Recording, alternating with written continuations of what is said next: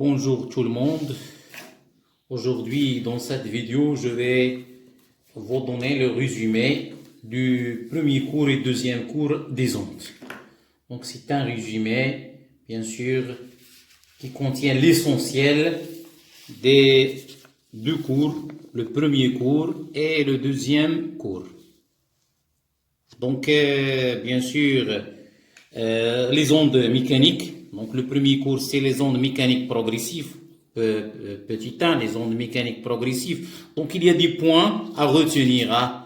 Donc, premièrement, ondes mécaniques progressives, ondes transversales, les types des ondes transversales, ondes longitudinales, et les exemples ici, l'onde le long d'un fil, etc., etc.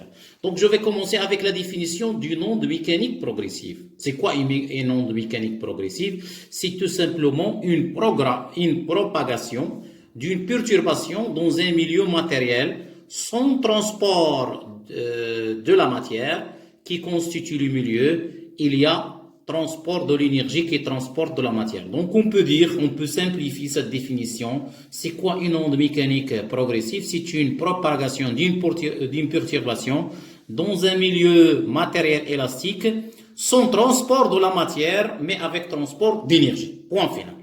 Donc maintenant les types des ondes, on a deux types, à savoir une onde transversale et une onde longitudinale. C'est quoi une onde transversale? Une onde transversale lorsque la direction de perturbation est perpendiculaire à la direction de propagation. Donc, l'examen, donnez la nature de l'onde en justifiant votre réponse. Bien sûr, la justification, elle est dans la définition. Donc, si on a, bien sûr, je vous donne l'exemple. Si on a la corde, donc c'est transversal. Si on a l'eau, c'est transversal. Ça y est, comme l'onde, comme le mât ou la corde transversale, comme le son saute et le ressort avec longitudinal. C'est clair? C'est bon.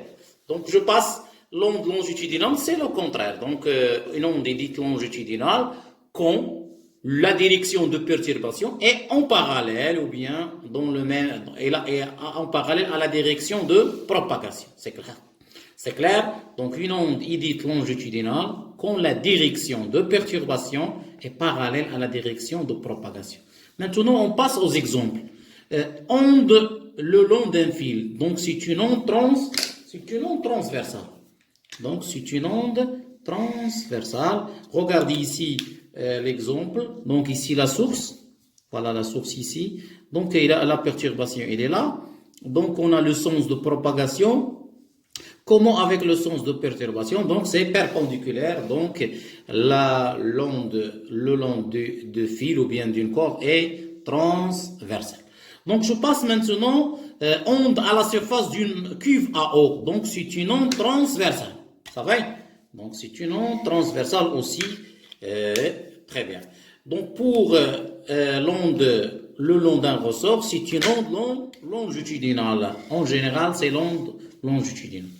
Je passe maintenant à l'onde sonore. Faites attention, l'onde sonore, c'est une onde longitudinale, correspond à la propagation de la perturbation dans un milieu élastique, c'est l'air. Donc le milieu ici, c'est l'air, parce qu'il est constitué de N2 et O2.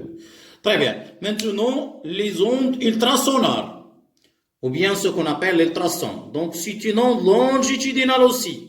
Donc, c'est une onde longitudinale qui se propage à travers du support fluide, solide, gazeux et liquide.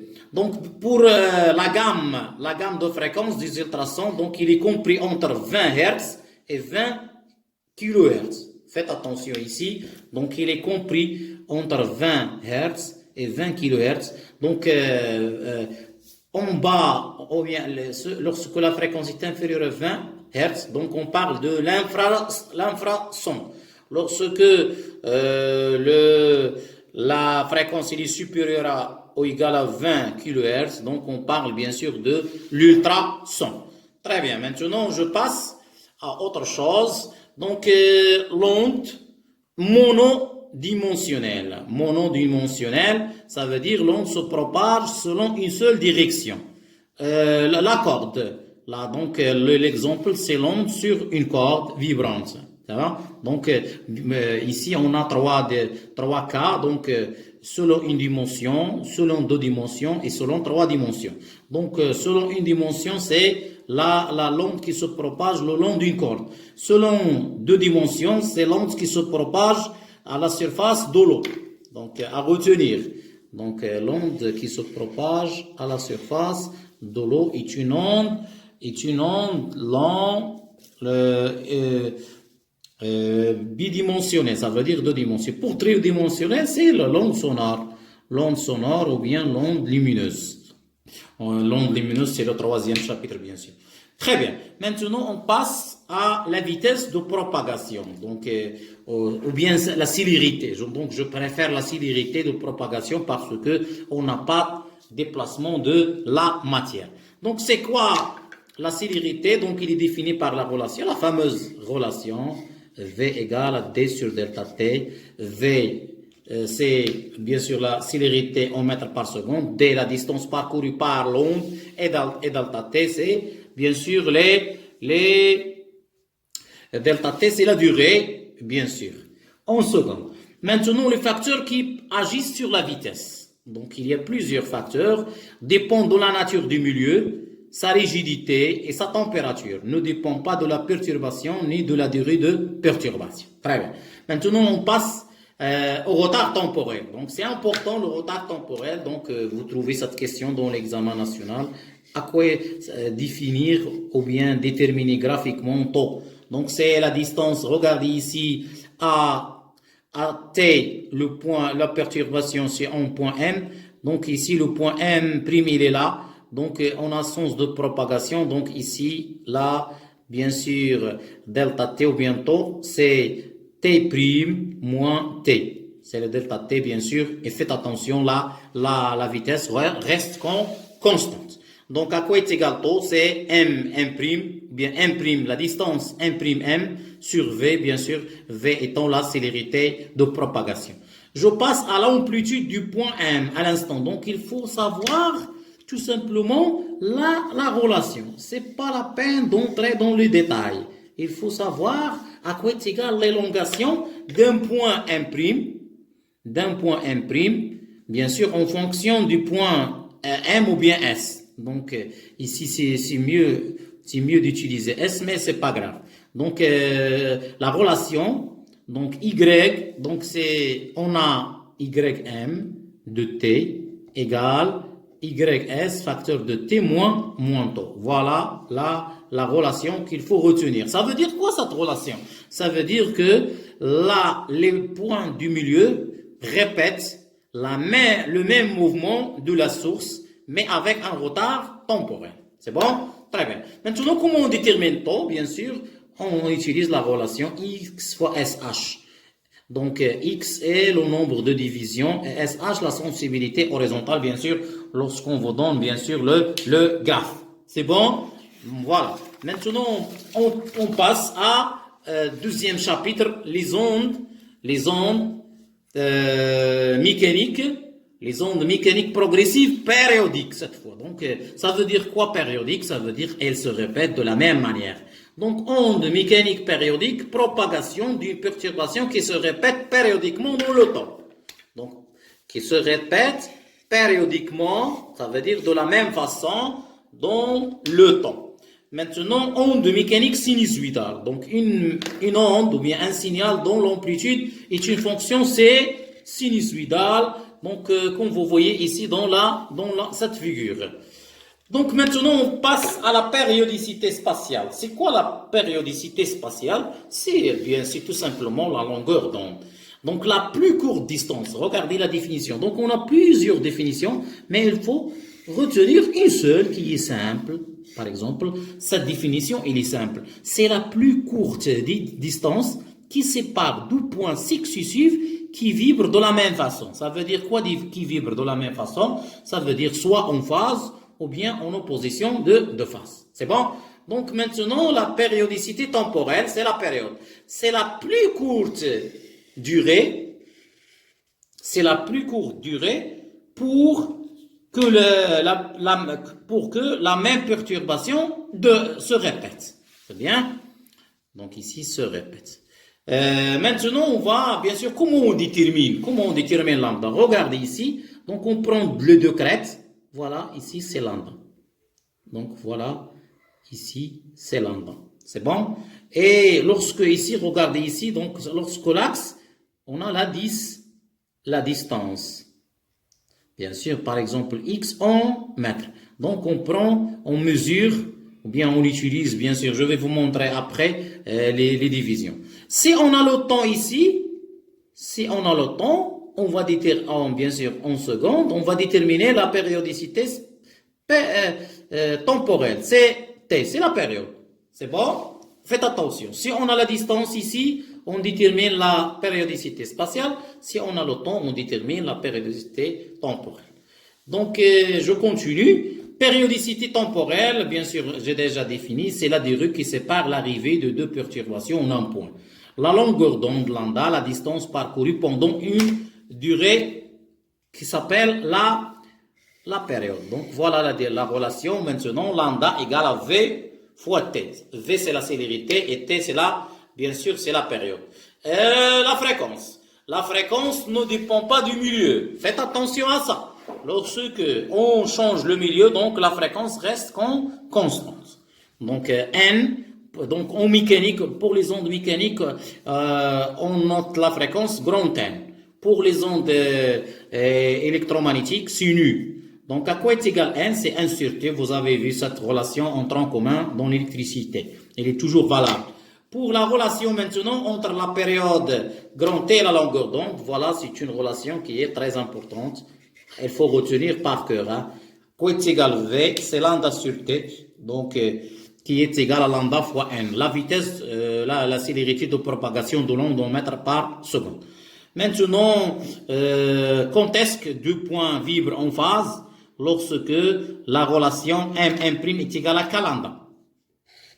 Donc ça, il n'est pas dans le cas de référence, donc on va passer rapidement. Pour les deux points qui vibrent en phase, lorsqu'on a la distance entre M et M' est égale à un nombre impair fois lambda sur 2. Donc voilà l'exemple maintenant. Onde le long d'un fil. Donc on crée par vibreur à l'un des extrémités d'un fil la longueur de l'onde lambda et la distance qui sépare deux extrémums successifs. Donc, j'ai déjà noté ça, j'ai déjà montré ça.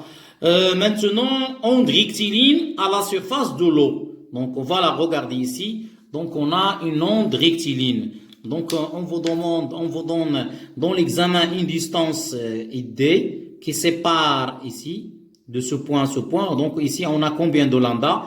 1, 2, 3. Donc, ici, D. Dans ce cas, D égale 3 lambda, ça veut dire lambda égale à 10 sur 3. C'est comme ça qu'on détermine lambda. C'est bon, donc voilà. Donc je passe à l'onde circulaire à la surface. Donc regardez ici, on a des cercles concentriques, ça veut dire qu'ils ont le même centre. Donc voilà l'onde lambda. Donc il sépare quoi? Donc il sépare deux crêtes. Donc entre deux crêtes successives. Deux crêtes successives. Pour l'onde sonore, je passe à l'onde sonore. C'est une onde sonore longitudinale, toujours longitudinale, faites attention. Périodique, correspond à la propagation de perturbations dans un milieu élastique, par exemple l'air. La fréquence du son audible est, donc il faut retenir ça par cœur. Donc parce qu'on veut dire, est-ce que on peut entendre le son ou non? Donc l'audible appartient à l'intervalle ou bien compris. Donc c'est mieux, on met 20 Hz et 20 kHz. Donc lorsque n compris entre 20 Hz et 20 kHz, ça veut dire il est audible. Donc je passe à la détermination de lambda. La longueur d'onde. Donc, grâce à deux microphones, donc on a fait ça dans le cours, liés à l'oscilloscope qui se trouve initialement à la même distance, d'un haut-parleur, on peut déterminer la longueur d'onde là-dedans du haut-parleur. C'est la plus courte distance. C'est la plus courte distance qui vérifie la relation D2 moins D1 égale à Calenda. D2 moins D1 égale à Calenda. Donc, regardez ici, les deux courbes sont en phase. Je passe maintenant, donc il ne reste que le phénomène de diffraction. Donc, le phénomène de diffraction, quand est-ce qu'on a le phénomène de diffraction? Donc, un phénomène lié à l'onde progressive périodique de longueur lambda rencontre un obstacle. Donc, lorsque la perturbation rencontre un obstacle ou se trouve dans une ouverture de largeur A. Donc, si A est inférieur à lambda ou bien de l'ordre, de même ordre. Donc, on a bien sûr le phénomène de diffraction dans ce cas et dans ce cas. Faites attention, parfois on vous demande de représenter ces deux schémas. Donc lorsque, bien sûr, le schéma le plus utilisé, c'est lorsque A est inférieur à lambda. Lorsque A est inférieur à lambda, donc voilà bien sûr l'onde incidente. Donc regardez, lorsqu'elle rencontre une fente ou bien un obstacle d'ouverture petit a, donc il y a changement de la forme de l'onde. Lorsqu'il y a changement de la forme de l'onde, bien sûr, on parle bien sûr de la diffraction. Donc faites attention, dans le cas où A est inférieur à lambda ou bien A est égal à peu près égal à lambda. Si on n'a pas, si A est supérieur à lambda, donc on n'aura pas de phénomène de diffraction. Donc, les propriétés de l'onde diffractée. Donc, ça, c'est l'onde diffractée. Donc, l'onde diffractée se propage après l'obstacle à la même fréquence. Faites attention à ça. C'est très important. C'est très important. Donc, cette onde a la même fréquence, la même célérité et la même longueur d'onde que l'onde incidente. Donc, cette onde et celle-là ont quoi? La même fréquence, la même longueur d'onde, même lambda, même n et même v, la même célérité. Très bien, donc ici on a l'exemple. Diffraction de l'onde de rectiligne à la surface de l'eau, regardez ici. Donc on a ici rectiligne, on a des cercles, donc il y a bien sûr changement de la forme de l'onde et par conséquent, et on parle bien sûr du phénomène de diffraction. Donc la dimension de l'ouverture est de l'ordre de la longueur d'onde, lambda. L'onde est diffractée par l'ouverture, l'onde diffractée à la même fréquence, la même vitesse et la même longueur d'onde que l'onde incidente. Il y a changement dans la forme de l'onde dans le cas 1 et 2, dans le cas 1 et 2. Et pas de changement dans l'ouverture dans le cas, bien sûr, dans le cas 3, ici. Dans le cas 3, ici, donc ici. Je vais terminer avec le milieu dispersif. Donc faites attention, quand est-ce qu'on parle du milieu dispersif? Lorsque la vitesse de propagation de l'onde dépend de la fréquence n, l'onde est bien sûr donc le milieu est dispersif. Donc à retenir, l'eau est un milieu dispersif. L'eau est un milieu dispersif. En revanche, l'air et le vide n'est pas un milieu dispersif. Là, comme l'eau, milieu dispersif. Comme la corde n'est pas un milieu dispersif. Pourquoi? Parce que la célérité de propagation ne dépend pas de la fréquence. Donc, je répète la définition une dernière fois. Lorsque la vitesse de propagation d'une onde dépend de la fréquence de l'onde, donc le milieu il est dit dispersif. Merci et à la prochaine vidéo, Inch'Allah.